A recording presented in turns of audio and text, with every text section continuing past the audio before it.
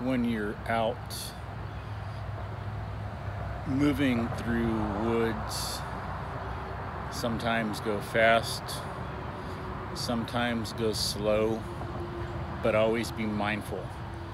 We have benefits to going fast and going medium and going slow. Going slow can be hard in ways you don't imagine. If you walk fast, you can fall fast, have inefficiencies and imbalances in how you move. If you go slow, a lot of the dynamics change. There's tensions and relaxations that happen. Otherwise, you have to stretch out a tension. You have to stretch out how long you hold a position. You have to use new muscles and new ligaments in different ways. So it's very beneficial. The forces can build up a lot. For example, that's good to show, like when you're standing up, if you were head straight up, the head's weighing, from what I've heard, about 10 pounds or so, of course, depending on the person's head, straight down on the spine. But as you lean, the head goes forward, about what, if I remember right, we can look it up to be sure, but of course, but about every 10 degrees, it adds about 10 pounds. So I think when you're leaning your head and neck forward at a 60-degree angle, then that's about 60 pounds of force on your spine. You know, there's a difference in torque. And then when it's, you know, about a 20-degree angle, about 20 degrees, 20 pounds of force, 30-degree angle, about 30 pounds of force for that 10-pound head. And of course, it's going to be different with different people, depending on how much their head weighs and so on. But that's just one example to show how a difference in angle or movement affects it. You know, so try to step down a step at home really slow instead of doing it really fast and just like falling and catching yourself.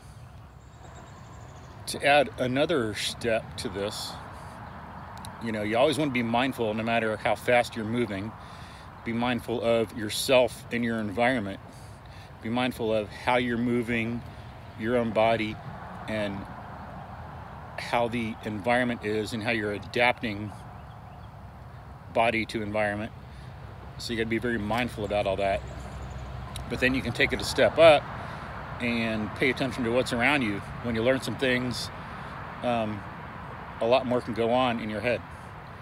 So let me give you an example. Crawling along here. Okay, what do I see? I see a water oak leaf. I'm not just moving and on a bunch of brown stuff. And remember, some people might just go.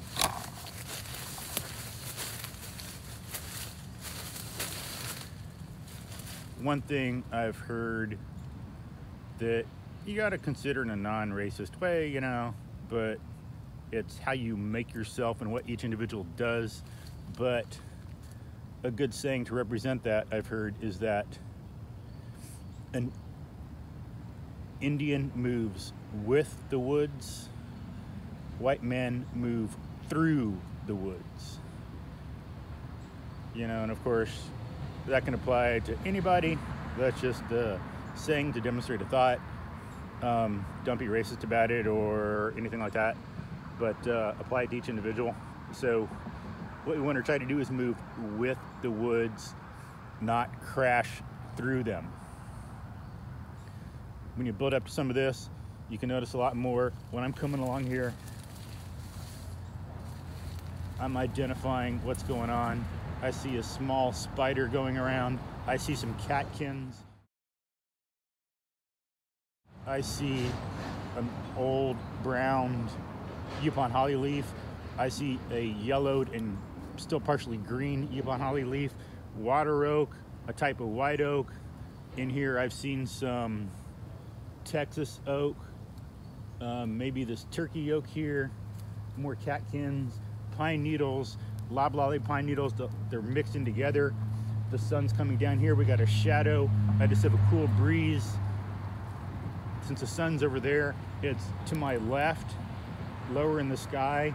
So lower in the sky, kind of winterish at that point. It's mid-morning, so 9:30, something like that. I see the shadows, know where they're coming from, the kind of woods we're in. I got a Yupon holly here. I've got some oak trees around. Of course, we know from the leaves. Here's an elm leaf. So I'm walking along, seeing the shadow. I know something's hanging from a tree, kind of caught in it. It's not just some leaf itself, just the way it's moving and everything.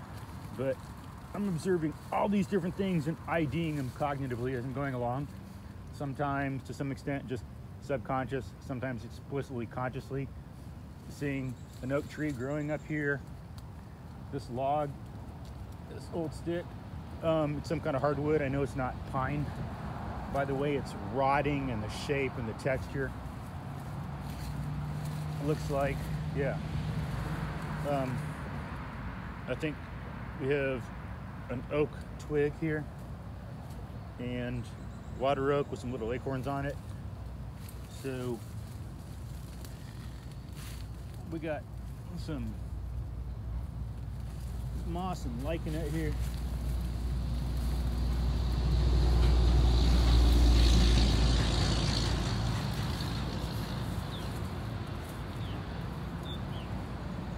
Here's a little pine tree, so a seedling grew here.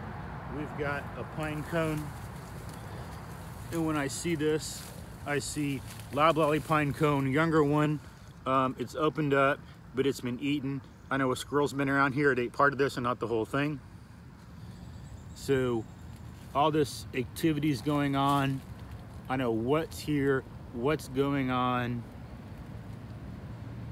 how things are interacting, you know, what there is. I know that says squirrel. I know there's squirrels out here just from this.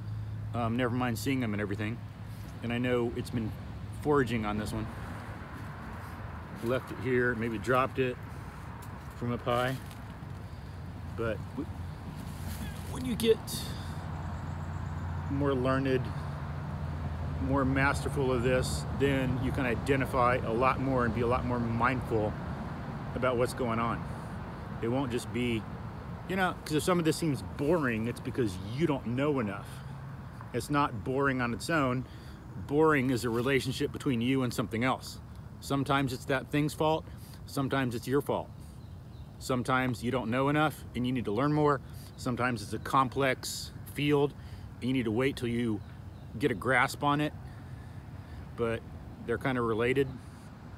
But when you learn more, you know something, then you have more awareness of it, you get more involved, you know what's going on, you can deduce more consequences, you can induce and learn more new things.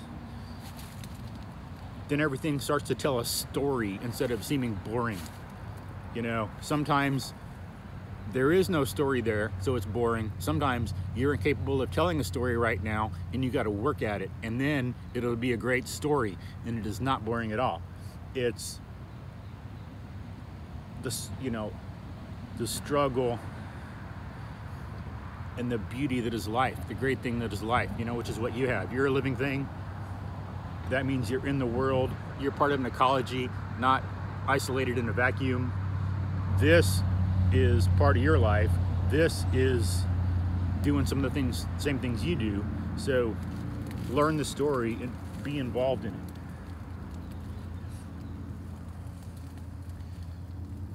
Then we can observe elm leaf. We know elms around here. Some type of white oak, water oak, Yupon holly, old leaves from past times. It's growing again new. We got catkins. Maybe probably from American hornbeam.